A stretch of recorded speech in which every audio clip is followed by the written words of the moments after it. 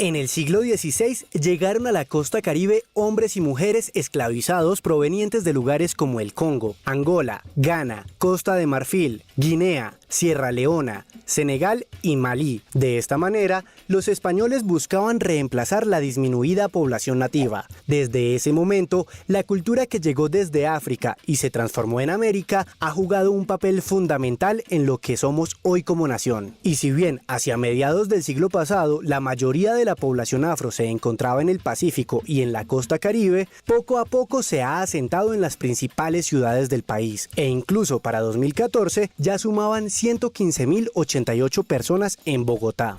El mundo es de las minorías porque realmente no somos minoría, somos mayoría, pero nos han hecho creer que no tenemos el poder de poder decir basta. Actualmente, Colombia es el segundo país con mayor cantidad de población afrodescendiente de Latinoamérica después de Brasil. Pero, ¿será que esta clasificación es garantía de inclusión en nuestro país?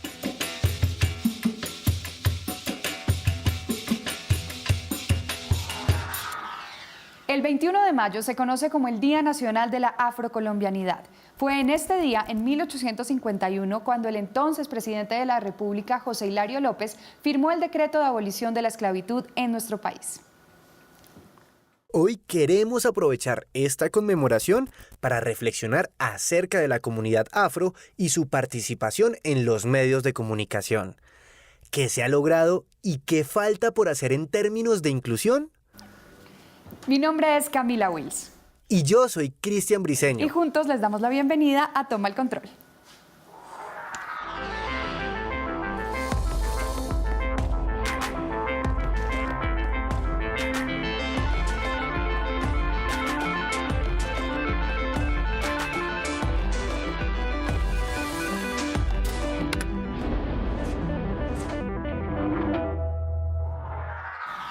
Para hablar de la presencia de las comunidades afro en los medios de comunicación, hoy tenemos dos invitados en estudio que también han participado de diferentes maneras en los medios de comunicación. Primero, bienvenida pues Liliana Valencia. Ella es comunicadora social y periodista de la Universidad de La Sabana, nacida en Bogotá de origen chocuano. Tras su paso por el noticiero CMI, llegó a la cadena France 24, canal internacional que llega a toda América Latina, en donde la encontramos hoy. Bienvenida Liliana y gracias por venir. Muchas gracias a ustedes por invitarnos junto con Ángela a este espacio, también gracias a toda la gente que nos ve. Un abrazo para todos. Bueno, y también precisamente nos acompaña el señor Ángel Perea. Estamos muy felices de que esté acá con nosotros en Toma el Control. Ángel es musicólogo, especialista en historia social de la música y la cultura afroamericana.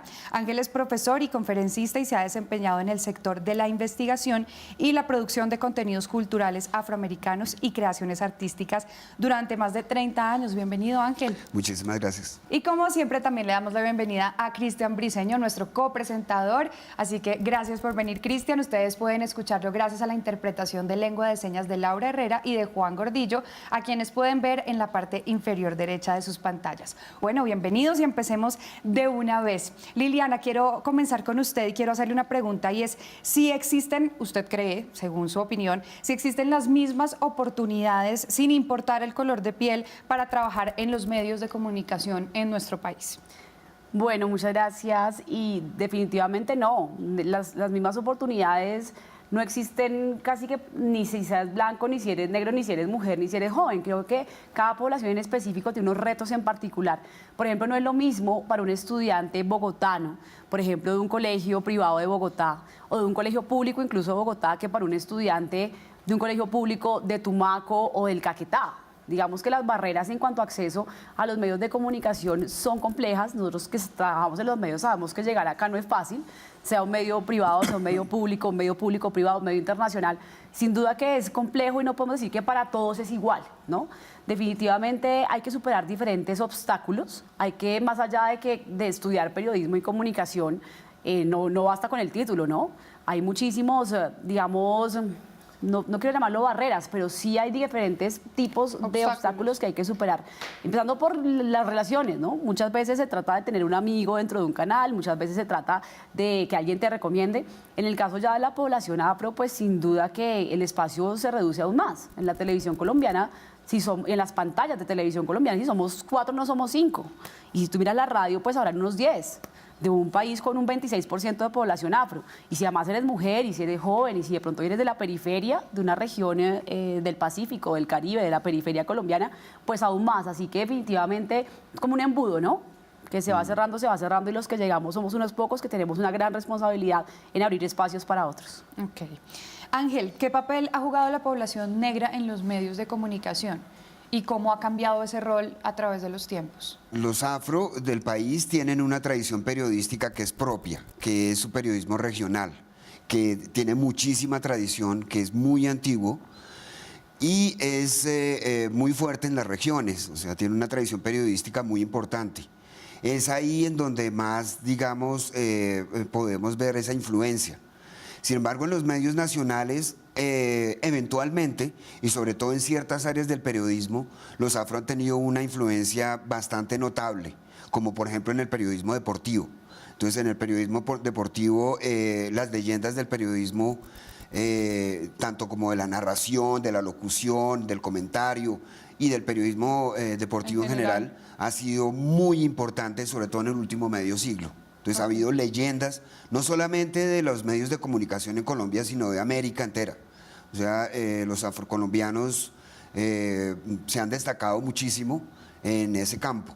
En otros campos, en el nivel nacional, no tanto, porque como bien apuntaba Liliana, pues el acceso digamos, a la representatividad en el periodismo colombiano no es muy generoso con la gente afro en el país. Ok, gracias. Cristian tiene una pregunta.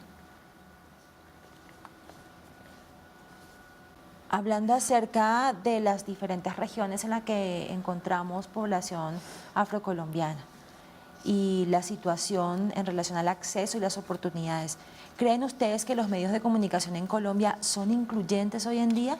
Bueno, yo pensaría que es una cosa que ha ido creciendo. Cada vez los medios tienden a ser más incluyentes. Los medios en Colombia han entendido que al ser una población diversa la del país, si hablan solamente a un sector, pues están perdiendo posibilidades de alcanzar más audiencias, están perdiendo incluso capacidad de tener publicidad para sus marcas. Entonces, si en los medios o hay únicamente personas parecidas a las de Bogotá, por darte un ejemplo, si hay únicamente personas mestizas, con de pronto el estereotipo de belleza de las modelos, de las reinas, pues es la que se va a sentir identificada únicamente ese tipo de población. Pero si tú tienes personas afros, indígenas, personas de la diversidad de lo afro, porque una cosa es el afro del Pacífico, otra cosa es el afro del Caribe, el afro de la ciudad también. Si hay personas de talla grande, por ejemplo, si hay personas altas, bajitas, personas LGTBI, personas con discapacidad, eso hace que cada vez más sectores de la población de Colombia se identifiquen con lo que ven en la pantalla. Así que eso ha ido creciendo. Sin embargo, yo pienso que la inclusión en los medios colombianos sigue siendo muy decorativa. Sigue siendo de tengamos un afro, tengamos una mujer, tengamos una persona con discapacidad, tengamos un gay y lo demás son hombres mestizos. Así que pienso que hay como unos decoraditos que han ido mejorando la situación y que, como ya lo mencioné inicialmente, es importante que esas personas que hemos tenido esas posiciones, y me incluyo, seamos gente con conciencia, que sepa dar los mensajes pertinentes y que sepa abrir espacios para que cada vez seamos más los que estamos en las pantallas. Ángel. No, yo tendría que declarar que no son para nada inclusivos. Es decir, la exclusión es, por el contrario, la norma, lo cual resulta insólito pues, en este país en el cual es el segundo país americano de población afro más importante después del Brasil. Y que no haya esa representatividad en los medios de comunicación es una vergüenza, que es necesario que empecemos, es decir, estamos tarde de revisar y de modificar. Es un asunto bastante grave, además, porque digamos, suprime una voz que es importante en el país. ¿Qué les parece si a propósito de esto que usted está diciendo vamos a ver una infografía y ustedes en sus casas también pueden opinar en las redes sociales con el numeral Toma el Control? Vamos a una pausa y ya volvemos.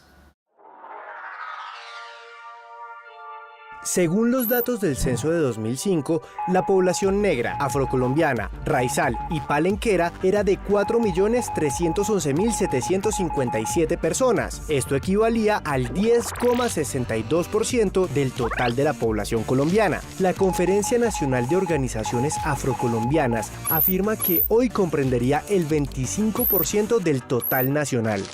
Precisamente, este ha sido un punto de debate recientemente, pues esta organización argumenta que el Plan Nacional de Desarrollo se basa en información de hace 13 años, por lo que está desactualizada y las políticas planteadas serían insuficientes.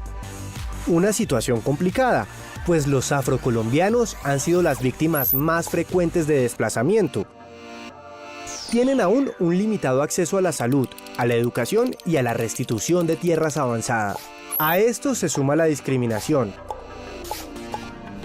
la situación de vulnerabilidad frente a grupos ilegales y los conflictos con las fuerzas del Estado en varios territorios del Pacífico. Colombia, a nivel internacional, es en muy buena parte reconocido por los aportes de la cultura afro. Por ejemplo, de los 10 patrimonios inmateriales de la humanidad declarados por la UNESCO en el país, 6 pertenecen a la cultura afro o tienen elementos de esta comunidad. Por lo tanto, la deuda es histórica.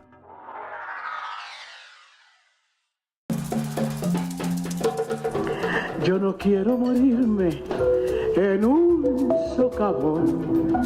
Yo no quiero morirme en un socavón. Toda mi vida me he sentido orgullosa de mi raza. Y me siento orgullosa cuando veo a mis negros bien orgullosos también. Leonor González Mina es una cantadora de robles al norte del Valle del Cauca, conocida por su voz, pero también luego tuvo una carrera en la actuación, en la televisión, también fue bailarina, entonces es una persona muy importante para esta zona del país y pienso pues que esta serie que hicimos es como un homenaje a todo su legado. Margarita, mira ese pájaro. ¿Cuál pájaro, mi amor? Es el pichofue, yo quiero cantar así. Las primeras personas que contactamos a Leonor fuimos María Fernanda Campuzano y yo. La visitamos en su casa en Cali, nos recibió con mucho agrado, fue muy querida desde el principio. Yo no podía creer de que hoy en día a una negra le hicieran un homenaje como ese. A mí me gustó mucho la idea, además porque era solamente una etapa de la vida de ella, o sea, no es toda la vida de Leonor, solamente su niñez y temprana adolescencia, que es el momento cuando ella, digamos, como que toma la decisión de dedicarse a la música, a pesar pues de varios obstáculos que tenía en ese momento, el hecho de ser una persona de un pueblo muy pequeño, ser afrodescendiente, ser una mujer, ¿no? Entonces creo que fue y sigue siendo una luchadora y una persona pues que abrió muchos caminos. En ese momento una mujer a lo máximo que podía aspirar era ser enfermera y el papá quería que su hija fuera enfermera y ella quería ser cantante, ella quería cantar. A la hora que a mí se me ocurría, sacaba mi violín, me importaba un comino quién estaba durmiendo. Y eso sonaba tan horrible, qué cosa tan horrible. Y mi papá al fin se le salió la bravera al tipo y se levantó y se no más joda con este violín y ¡tum! Lo tumbó, lo acabó y me acabó a mí también.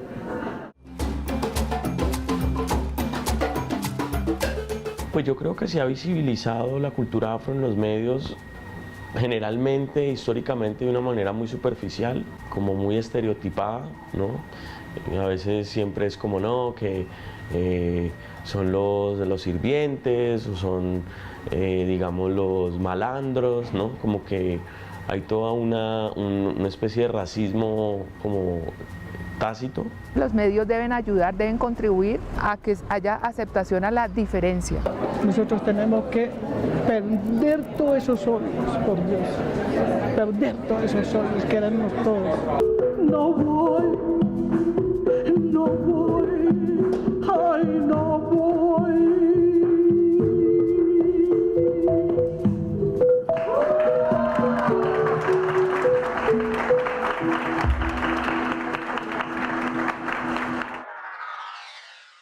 Continuamos en Toma el Control hablando de la comunidad afro y de su participación en los medios de comunicación. Liliana, cuéntenos un poco de su experiencia. ¿Usted se ha sentido excluida en algún momento por su color de piel? Cuéntenos si de pronto ha tenido algo que nos quiera contar. Sin duda, digamos que nosotros tenemos que como nación y como sociedad mundial reconocer que el racismo y la discriminación son reales. Si yo te contara la primera vez que yo me sentí excluida, tal vez era en el jardín infantil, cuando me decían negra cuscús, por ejemplo, o cuando los niños no querían jugar conmigo porque yo era la negrita del salón, o me dijeron negra no sé qué. No únicamente eso, hay formas de discriminación que son muy subyacentes, que están por debajo de la agresión directa, ¿sí? Algunas son la subordinación, yo a veces hablo incluso de la condescendencia, que eso sí lo he sentido yo mucho en los medios, es como, ay, la negrita, bueno, tú haces la nota del tambor, la nota de la marimba, la nota de la música, la nota de los deportes, pero tú no vas a cubrir política, ni vas a ir al encuentro internacional de la ONU, ¿sí? Así que, digamos que más allá de hablarte de un hecho puntual, lo que planteo es una discusión de estas cosas ocurren permanentemente, ¿sí? Es como en la forma de saludar, ¿sí? Como, hola Juan, hola Marta, hola Camilo, hola negra, ¿cómo estás? Pues obviamente eso pareciera que no es discriminación, sí, pero yo tengo derecho a un nombre. Tengo derecho a la propia imagen, tengo derecho a mis propios temas como periodista y eso permanente es como, claro, la negrita que habla de negritos porque es negrita. O el tema con el pelo rizado, por ejemplo, que es que en los medios de comunicación se considera que el pelo rizado no es formal, no da credibilidad. Alguna vez me dijeron, es que el pelo frente a la televisión se ve sucio y desaliñado. Pero para decirte esto es una permanente, esto es una constante. No te puedo decir que, por ejemplo, en el medio donde trabajo en este momento, que es France 24 en español, trabajamos temas de África permanentemente. Yo salgo con mis telas africanas, con mi pelo rizado y no hay ningún inconveniente. Pero en términos generales hay un discurso permanente de ubicar al negro o a la negra en un espacio. Tú estás aquí para hablar de esto, tu imagen es esta y tú no opines de otras cosas, ¿sí? Estoy hablando en términos generales. Pero para redondear, sencillamente, si tú me preguntas si he sido discriminada, pues permanentemente durante toda mi vida, desde que un bus no me pare en la calle o un taxi, desde que no me hayan dejado entrar a un bar, muchas veces en Bogotá, ya siendo una persona, digamos, conocida en la televisión. Y esto para decir que si me pasa a mí... Increíble. Es decir, no quiero decir que yo estoy por encima de nadie, al contrario. Si me pasa a mí, que tengo el conocimiento de lo que es la discriminación, que soy una persona más o menos reconocida, más o menos... Entonces, ¿qué será con la gente, con los colombianos, por decirlo y con todo el respeto lo digo, de a pie, con la gente que está en la calle, con los que no son Liliana Valencia ni Ángel Perea? Entonces, si me pasa a mí, pues te aseguro que esto es una cosa cotidiana de la realidad nacional, y llámese medio de comunicación, juzgado, hospital, le pasa a los abogados, a los médicos, a los periodistas y también a los deportistas, y a todos nos pasa. Increíble. Ángel, yo quiero hacerle una pregunta y usted lleva muchos años trabajando en los medios de comunicación.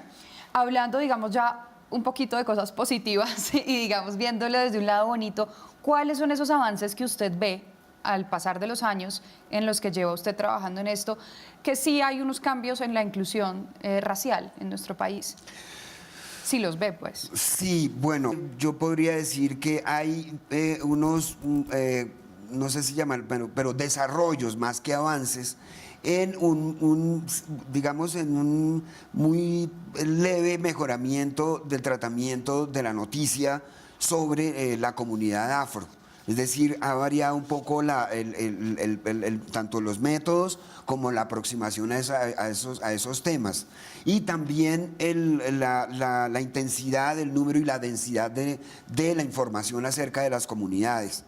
O sea que todo eso es producto también de una nueva época que es histórica en el país, que es la Constitución de 1991, que nos ha permitido, no solamente le dio un gran impulso a nuestros movimientos sociales, sino que también, digamos, estos movimientos sociales han tenido la oportunidad de influir en el conjunto de la sociedad. Y por eso estos cambios y estos desarrollos se han presentado de una manera más notoria. ¿No? Digamos que en eso hay un cambio positivo. Se notan lo que yo llamaría desarrollos. Se notan esos desarrollos. Bueno, Cristiana tiene una pregunta a los dos. Primero quiero preguntarle a Liliana un tema que me pareció interesante. Usted se ganó el premio de Afrodescendiente del Año en la categoría de Medios y Periodismo. ¿Qué significó para usted ese premio? ¿Y cómo analiza ese tipo de premiaciones? ¿Le parecen adecuadas y en qué contribuyen? Bueno, si yo recibí el Premio Afrocolombianos del Año en la categoría Medios y Periodismo en el año 2015, y así como ese recibí otros reconocimientos, es el caso del Premio Bencos Biojó, que entrega a la Alcaldía de Bogotá, esto fue en el año 2014, y otros premios como el Premio Medios para la Inclusión y el Premio Chao Racismo. Todos estos premios enfocados principalmente en periodismo de inclusión, periodismo hacia la población afro, o en mi trabajo a favor de la visibilidad de la población afro en los medios de comunicación.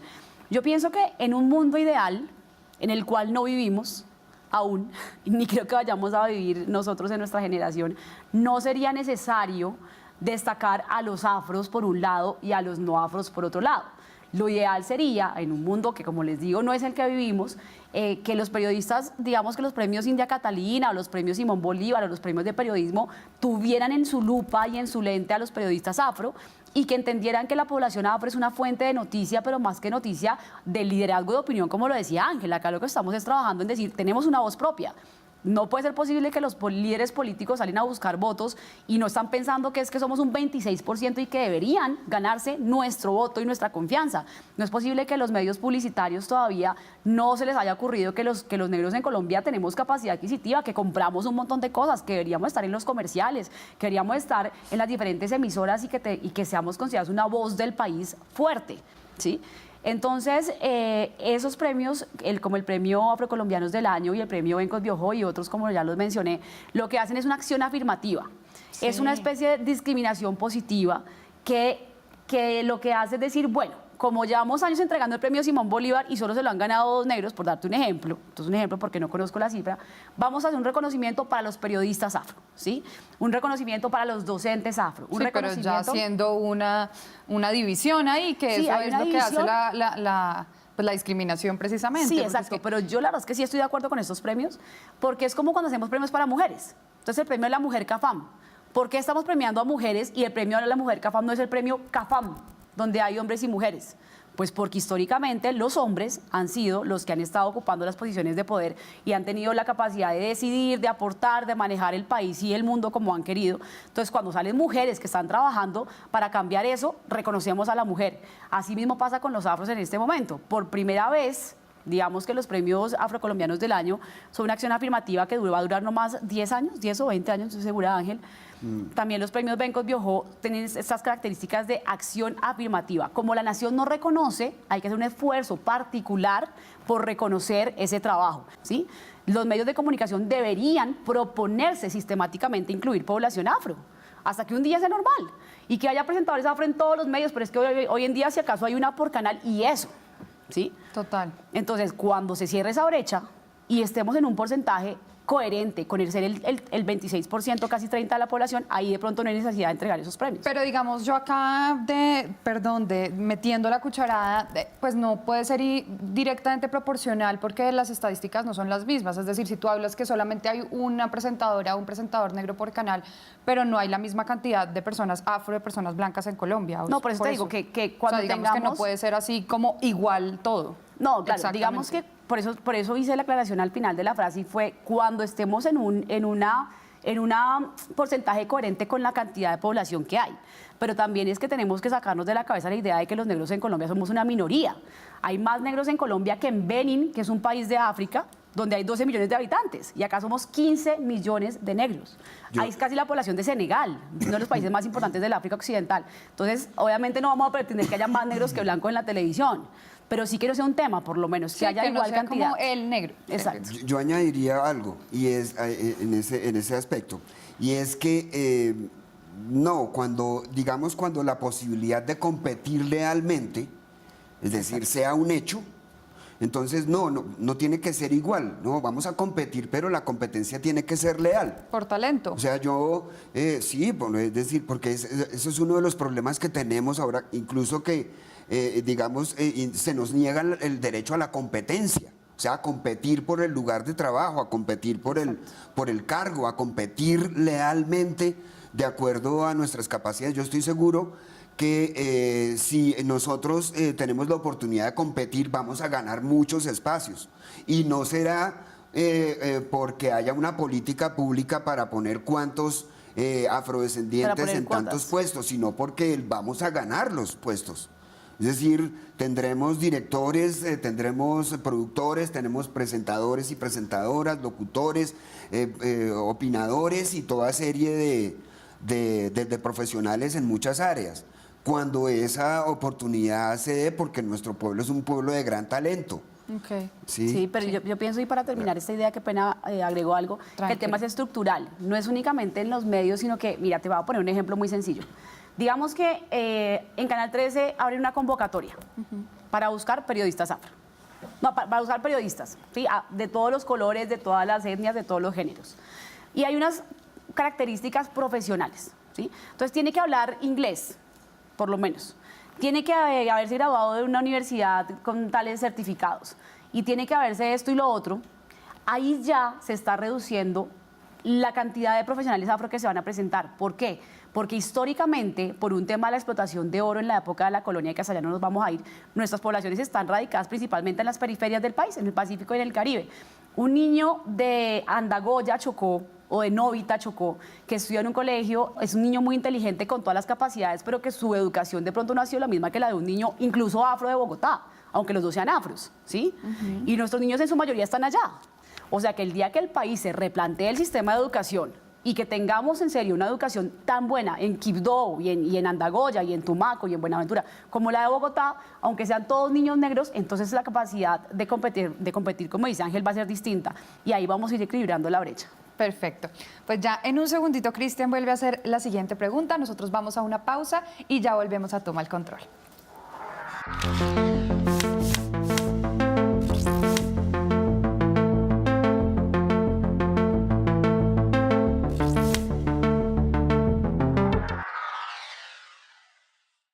Bueno, volvemos de la pausa con este tema tan interesante y me gustaría que conocieran esta experiencia. Andá su Vive es una obra teatral ganadora de la beca de investigación para el reconocimiento de las prácticas artísticas y nuevas formas de visibilidad cultural de los pueblos negros, afrodescendientes y palenqueros.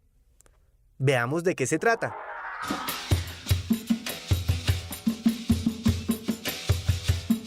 Es necesario explicar que las comunidades de ascendencia africana en Colombia tienen unos ritos particulares para despedir a las personas que mueren.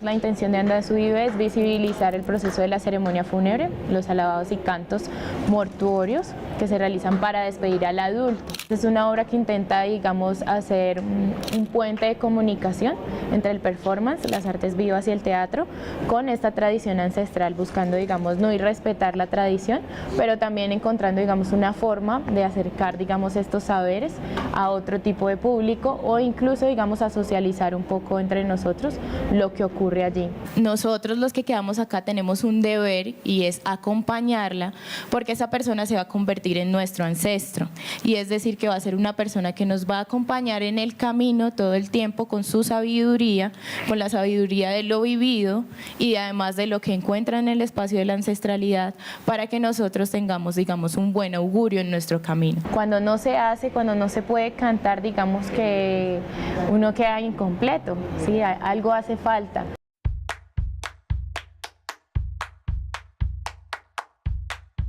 Y mi abuelita tiene la costumbre de decir Andá su Vive cuando se va a referir a algún ancestro. Por ejemplo, si ella dice que, bueno, que uno está haciendo mucho desorden, no sé, entonces dice, no, mira ese desorden que anda haciendo Jessica, ay no, Marcelino, Andá su Vive, mira lo que están haciendo. Entonces yo dije, ahí está, esa frase es un referente y es una ilusión directa a lo que quiero trabajar. Sin embargo, no tiene la palabra muerte, no está contextualizando exactamente qué es. Y aparte, pues obviamente estoy haciendo un homenaje a mi abuela, que es, digamos, base principal en mis creaciones y también en lo que soy yo como persona.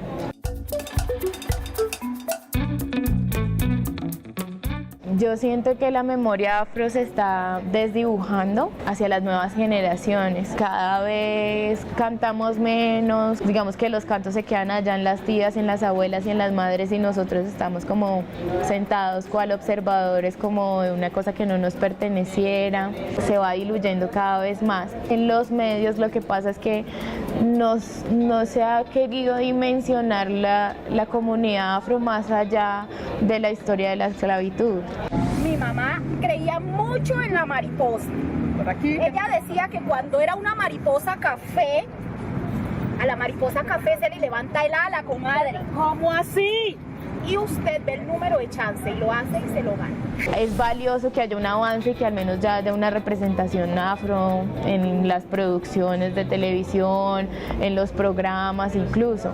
Pero sin embargo hay ahí como un recelo, como un rezago a seguir, digamos, idealizando esa historia colonialista de que el negro fue esclavizado, y no como que hay una cosa más valiosa y un poquito más fuerte de que la esclavitud también nos dinamizó otro montón de saberes, nos afianzó, digamos, como nuestro carácter de comunidad, de familia. Incluso no se exaltan las historias en las que el esclavo se liberó solo.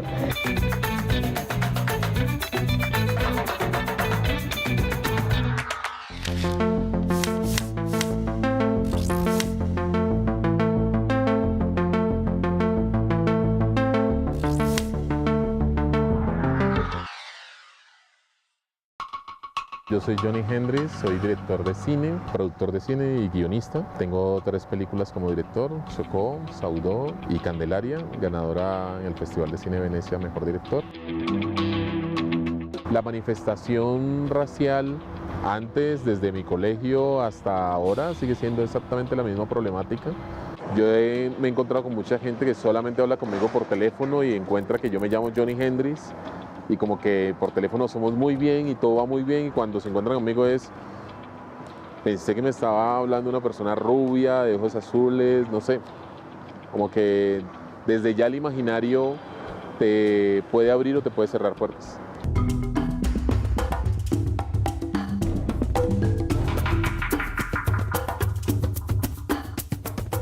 Esa problemática que yo vivo a nivel personal es un incentivo para poder hablar del ser humano.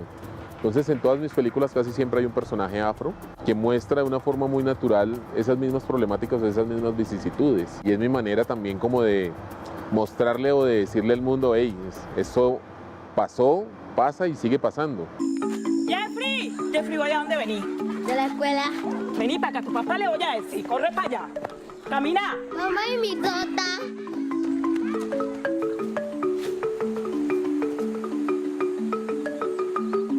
Chocó es un llamado a romper las cadenas, es un llamado a decirle al mundo que la mujer por ser mujer no es menos, que el negro por ser negro no es menos, y que la tierra por ser tierra no es algo que está allí para que abusemos. Es un personaje que en él se recogen prácticamente muchas de las minorías que hay en este país. Es mujer, es afro, es pobre, es desplazada, y es una mujer vulnerada todas las noches por su propio marido, pero además es vulnerada en la calle, es vulnerada en todos los lugares. El mundo es de las minorías, porque realmente no somos minoría, somos mayoría, pero nos han hecho creer que no tenemos el poder de poder decir basta. Hay que seguir diciendo lo que queremos decir, y hay que esperar que el mundo de alguna otra manera la gente tome la iniciativa e intente cambiarlo desde su lugar, desde su posición, desde su casa. El ser humano se está deshumanizando desde hace rato. Nosotros hemos perdido esa cosa que nos hace diferente, y es que somos humanos, y ser humano significa de alguna u otra forma congojarse o sentirse lastimado por lo que le pasa al otro, sentirse adolorido por lo que le pasa a los demás. Y desde allí no solamente el cine, no solamente el arte, no solamente la cultura, sino también nuestro país, nuestra política, nuestra economía va a cambiar.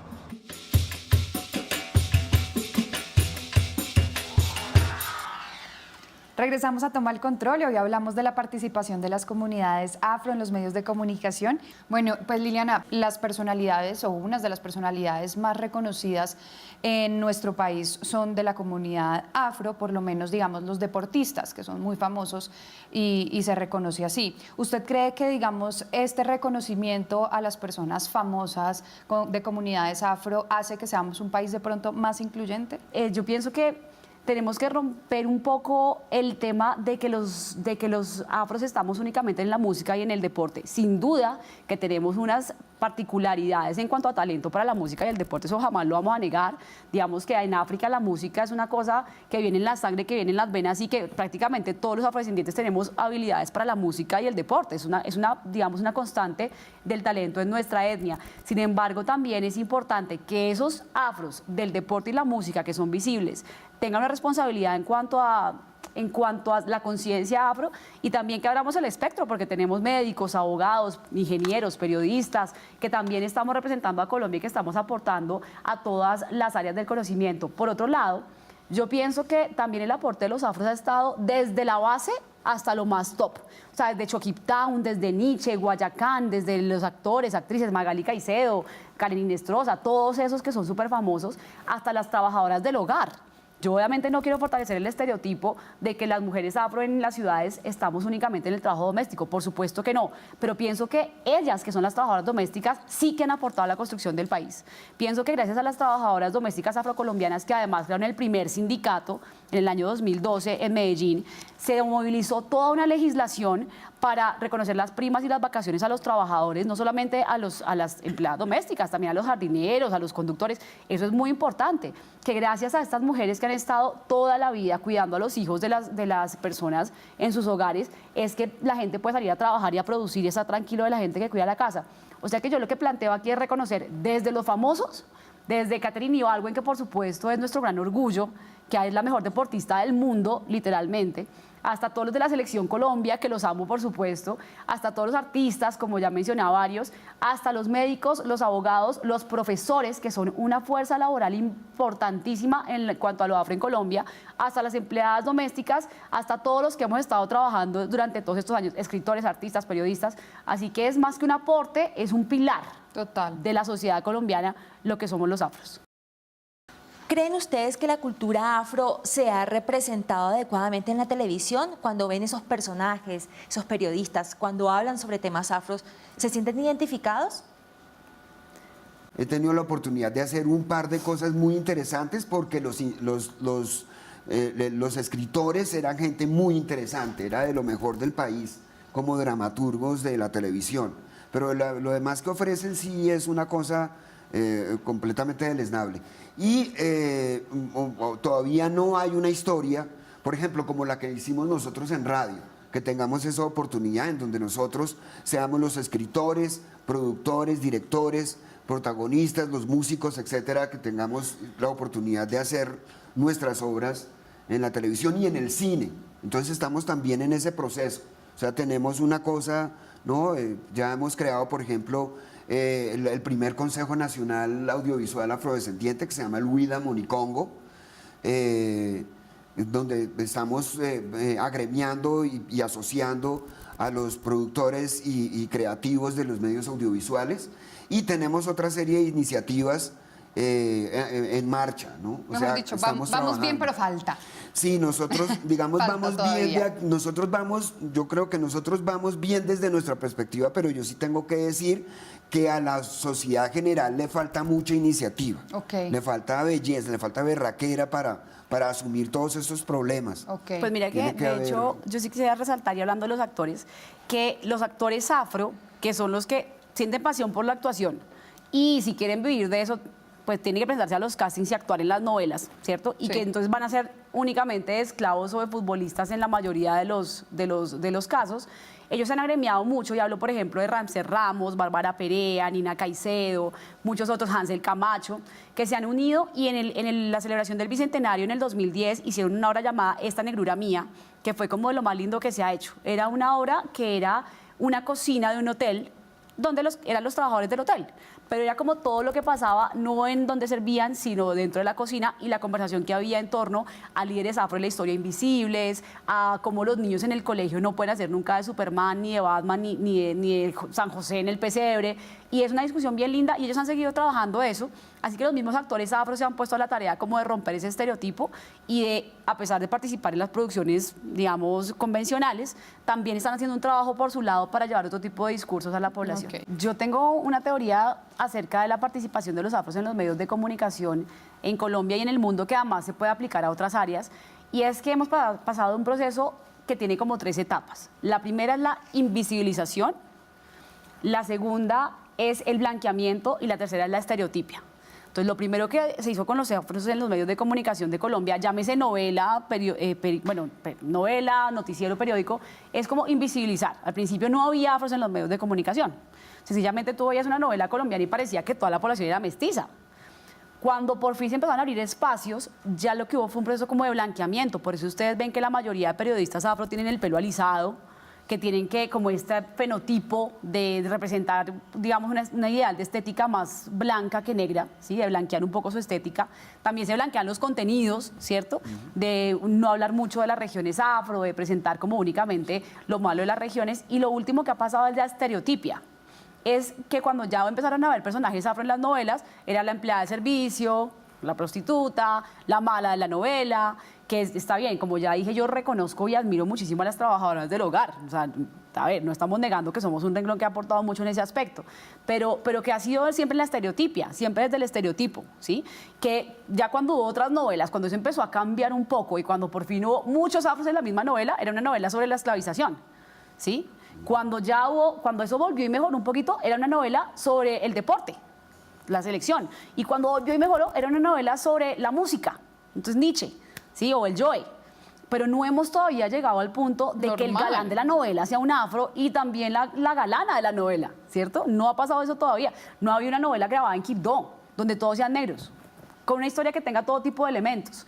Todavía no hemos llegado a que las noticias sobre, por ejemplo, el Petronio Álvarez, el festival más importante folclórico de toda América Latina, sea la que abre un noticiero. No hemos llegado a hablar bien del Chocó nunca, o sea, es que se habla de Quibdó únicamente para lo malo, cuando tenemos festivales maravillosos como San Francisco de Asís, donde tenemos una de las ciudades con mayor porcentaje de profesionales afro en cuanto al porcentaje poblacional, así que todavía pienso que falta mucho romper eso, que sí hemos ido como mejorando, pero que todavía estamos en una etapa de estereotipia muy fuerte. Hace falta todavía, lo que te digo, directores de noticias, no solamente presentadores.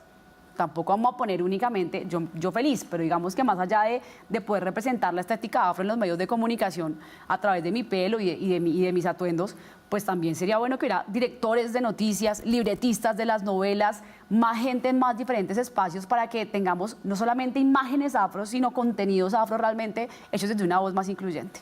Bueno, ya más adelante vamos a seguir hablando de esto si quieren, pero ustedes pueden seguir opinando en las redes sociales con el numeral Toma el Control y nosotros vamos a una pausa y ya volvemos.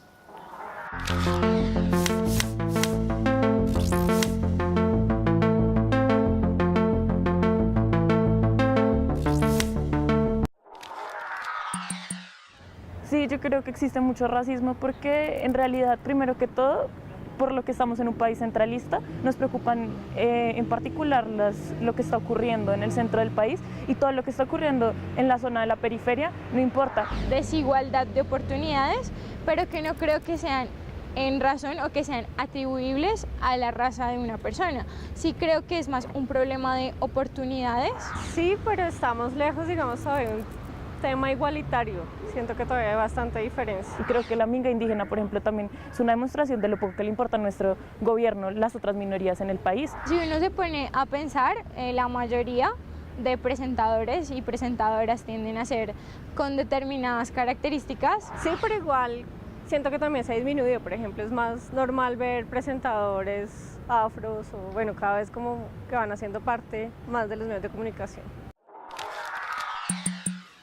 Continuamos en Toma el Control hablando de la comunidad afro en los medios de comunicación y ya vamos a empezar a cerrar y a concluir si se puede este tema y quiero hacerle una pregunta a Liliana, ya no solamente hablando de los medios de comunicación sino en general. ¿Usted cree que como país estamos conscientes todos de la importancia precisamente de las comunidades afro? No, sin duda no, porque, y no es culpa nuestra, es un tema de la educación. Nos han educado con unos libros de historia que no hablan nada de los afros distinto a la esclavización. Si tú abres un libro de historia, entonces está Vasco Núñez de Balboa, Simón Bolívar, no sé, Cristóbal Colón, personajes de muy dudosa procedencia, entre otros en términos históricos, pero que tú no encuentras un afro y el único que encuentras es un esclavo, ¿cierto? Que está desnudo, encadenado, sucio, y esos son los referentes de identidad que tienen los niños blancos y negros en los colegios de Colombia. O sea que el niño negro crece con ese referente de identidad y el niño blanco crece pensando que los negros son solamente esclavos. Así que de ahí para adelante, hoy en día digamos que hay por lo menos princesas de Disney negras, ¿no? Ya está la de la princesa y el sapo, pero en mi época era Blancanieves, Caperucita Roja, únicamente muñequitas blancas. Es que no hay ni siquiera muñecas negras para las niñas negras con pelo rizado. Es decir, no nos han enseñado esa historia por ningún lado. Yo les hablaba ahorita de San Basilio de Palenque, que es el único pueblo donde se habla una lengua africana de origen bantú, porque está la lengua criol de San Andrés, pero la gente no lo conoce aún.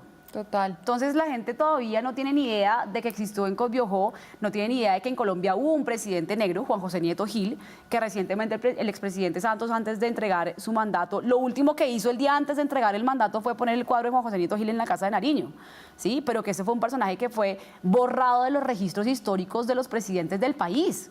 Hasta ahorita que hubo como un proceso de resistencia por parte de un grupo de periodistas afro también. Y de ahí para adelante un montón de falta de referentes que no permiten que la población colombiana se reconozca también en su identidad afro. También es que la cultura afro está muy permeada en todos los ámbitos de la sociedad y no lo sabemos. Por ejemplo, el mondongo es un plato de origen en la esclavización. Todas las palabras que son NG, NB, como mondongo, congo, marimba, mamba, bombo, son palabras de origen africano. Merengue, tango, milonga, hasta las palabras argentinas, ¿no? Todo eso es de origen africano. Y aquí se come, en Bogotá se come mondongo porque es un plato que en la esclavización a los africanos les daban como las tripas del cerdo o de la vaca. Y eso era la sopa de tripas y ese es el mondongo. Y es delicioso. Y es un plato chirreadísimo de la capital colombiana para comer, pero entonces acá somos africanos todos. Total. ¿Sí? Tampoco quiero homogeneizar, porque las personas de piel oscura y de pelo rizado tenemos que vivir permanentemente con la discriminación encima, y ocurre, ya hablamos de eso. Sin embargo, sí pienso que a Colombia deberíamos contarle la historia más completa para que todos seamos más felices, incluyendo a los mestizos y a los blancomestizos, que sepan que hacen parte de un país cuya diversidad es su mayor potencialidad, y no que, ay, Colombia, ¿qué hacemos con los negritos del Chocó? Ay, ¿qué hacemos con los negritos de Tumaco? No, es como, a ver, todos somos un pilar de esta comunidad, y también pienso que hace mucha falta reconocer a la población indígena, que al final todos los demás estamos aquí invadiendo el territorio ancestral de los indígenas. Esto es un país donde hoy en día hay 111 pueblos indígenas que ya están muy reducidos en población, pero que realmente deberíamos reconocer que acá los africanos llegamos secuestrados y los mestizos llegaron un poco como en el marco de la colonización, pero que los indígenas realmente de Colombia deberían ser la cultura que nos mande la parada en muchos aspectos. Cristian. Me parece muy interesante la opinión y ese punto de vista que planteas. Quisiera que Ángel me comente un poco más acerca de cuáles son los retos que tenemos en los medios de comunicación para que esa igualdad sea posible. Bueno, hay unos desafíos. Los retos más importantes son abrir los caminos de posibilidades para las personas que están preparadas para los determinados desempeños. Hay ejemplos muy bonitos y ejemplos muy contundentes. Por ejemplo, en los Estados Unidos en los años 60, las empresas productoras audiovisuales, por ejemplo, los estudios de Hollywood y también las compañías de televisión, los canales, etcétera, abrieron programas especiales para dar oportunidades a las personas que estaban por fuera en el margen. Entonces eso le dio oportunidad a muchísimos de los periodistas, de los presentadores, de los investigadores, de los escritores, etcétera. Preparó muchísima gente hasta el punto, digamos, en su evolución, que eso fue muy rápido, eso fue rapidísimo, y se hicieron programas muy importantes. La televisión pública, por ejemplo, la televisión pública tiene un papel que es fundamental. Uno no le pide tanto a una empresa privada como a la televisión pública, que uno también ayuda a sostener. Entonces, esa televisión pública tiene que tener programas de apertura para estas personas, y estos programas tienen que ser a fondo, no solamente se tienen que limitar a ver qué hay, sino que tendrían que tener programas específicos para instrucción, para educación, para formación de personas, y también oportunidades para los productores de televisión que hacen programas, para que sus programas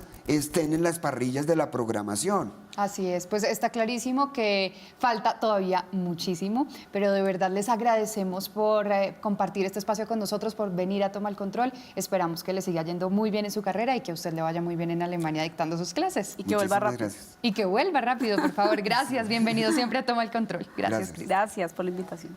Los aportes de la comunidad afro a los medios han sido fundamentales. Aún así, todavía falta mucho para que estos sean realmente incluyentes.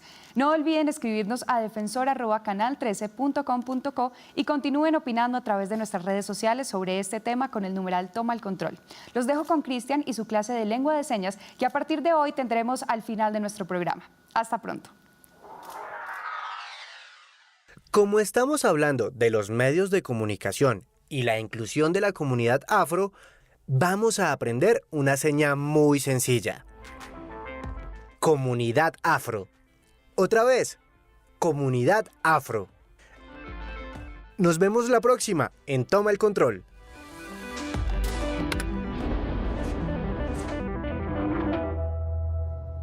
Este programa fue financiado a través de los recursos del Fondo para el Desarrollo de la Televisión y los Contenidos de la Autoridad Nacional de Televisión.